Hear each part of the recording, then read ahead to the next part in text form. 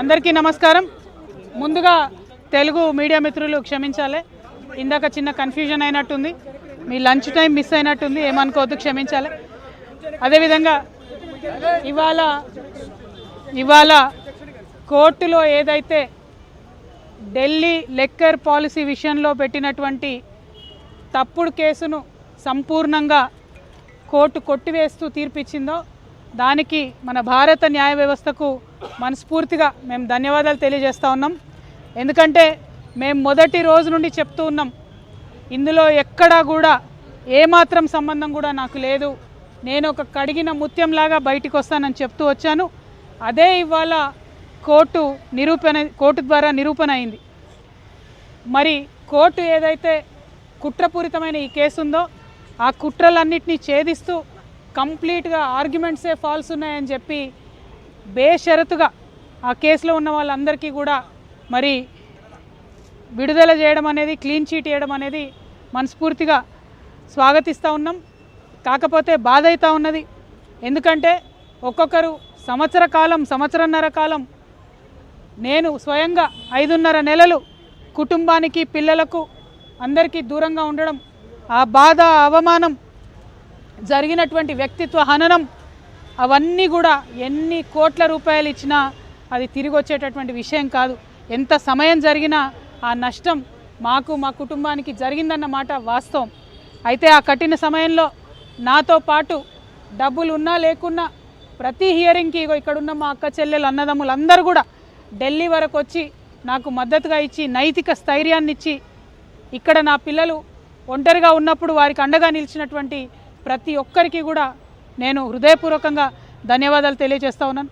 ప్రత్యేకించి మా అమ్మకు, మా నాన్నకు, మా అత్తమ్మకు, మా మామయ్యకు, మా మొత్తం భర్త తరఫున కుటుంబానికి అందరికీ కూడా నేను హృదయపూర్వకంగా ధన్యవాదాలు తెలియజేస్తున్నాను, పాదాభివందనాలు తెలియజేస్తూ ఉన్నాను. మీరు ఇచ్చినటువంటి బలంతోనే ఆ జైల్లో 5.5 నెలలు కూడా నేను పిల్లలు లేకపోయినా కన్నీళ్లు దిగమింగుకొని కర్తవ్యాన్ని గుర్తు చేసుకొని గడిపినానని చెప్పి ఈ సందర్భంగా తెలియజేస్తున్నా. మరి ఇవన్నీ జరుగుతూ ఉంటే ఇవాళ కేటీఆర్ అన్నగారి ట్వీట్ చూడడం జరిగింది. ఇప్పటి వరకు మేము పైన రైతు కమిషన్లో మరి మా గద్వాల రైతన్నల సమస్యలు, నిజామాబాద్ ఎర్రజొన్నల సమస్యలు, ఖమ్మం పామాయిల్ రైతుల సమస్యలు, ఇట్లా అనేక రకాలైనటువంటి సమస్యలను పైన వివరించి రావడం జరిగింది. ఎందుకంటే నేను పదే చెప్పినాను, ఈ అంశం నన్ను ప్రజాసేవ చేయడంలో ఆపదు, నేను ఎత్తుకున్నటువంటి మార్గానికి ఈ కేసులు ఇవి అడ్డంకి కాదని చెప్పినాం. ఇవాళ కేసు తీర్పు వచ్చినప్పటికి కూడా మా కార్యకర్తలతో సంబరాలు చేసుకొని మళ్ళీ మా పని మీద మేము రావడం జరిగింది. రైతన్నల విషయాలు అనేకం రైతు కమిషన్కి వివరించడం జరిగింది. మరి వివరించి బయటకు వస్తున్నటువంటి సందర్భంలో కేటీఆర్ అన్నగారి ట్వీట్ని నేను చూడడం జరిగింది.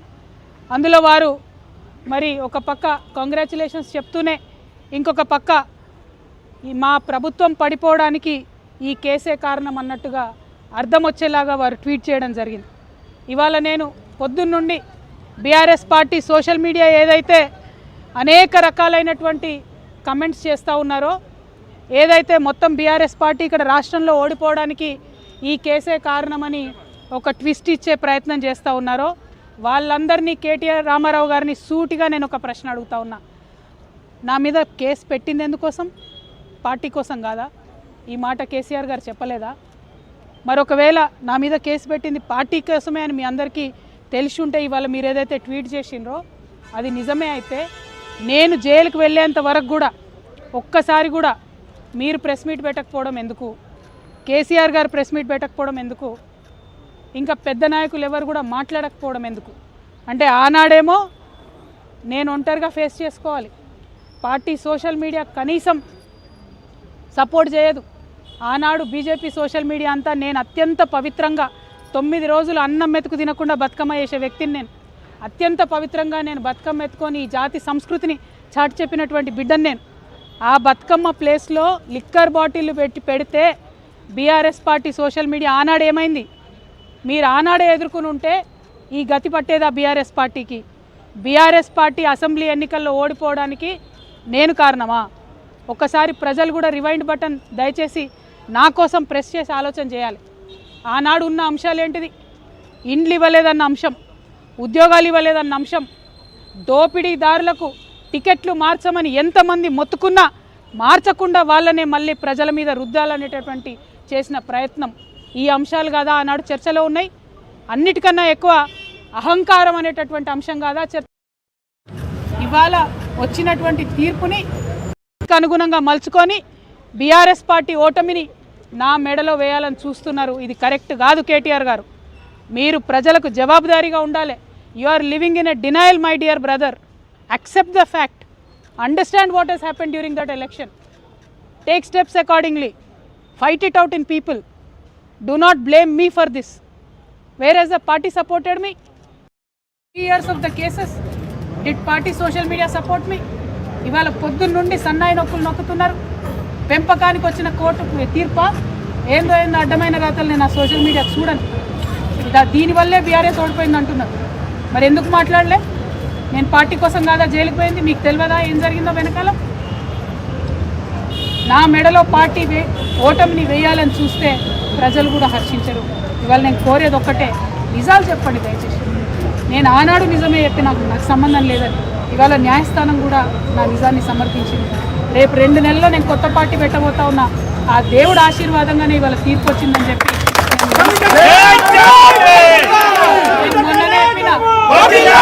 నేను మొన్ననే చెప్పిన, రాజకీయం చేయాలంటే ధైర్యం ఉండాలి, ఓడిపోతే ఒప్పుకునే ధైర్యం ఉండాలి.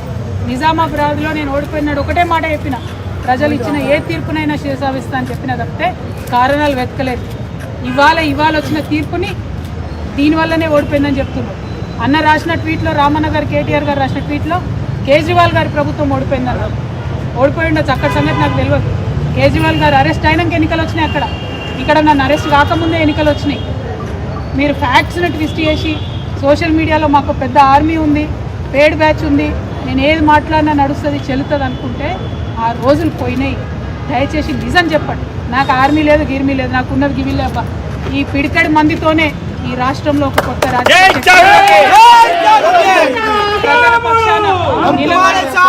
నిలబడి పనిచేస్తాం. కానీ చేతులు జోడించి తెలంగాణ ప్రజలకు మాత్రం ఒక విజ్ఞప్తి చేస్తాం. ఒక ఆడబిడ్డ కష్టంలో ఉన్నప్పుడు అడ్డమైన పేర్లు పెట్టి, అడ్డమైన టైటిల్స్ పెట్టి, సోషల్ మీడియాలో నాలుకకు ఎంత వస్తే అంత మాట్లాడినటువంటి అడ్డగాడిదలు మాత్రం సమయం వచ్చినప్పుడు బుద్ధి చెప్పాలని ప్రార్థన చేస్తూ మీ అందరి దగ్గర సెలవు తీసుకుంటున్నా. జై తెలంగాణ.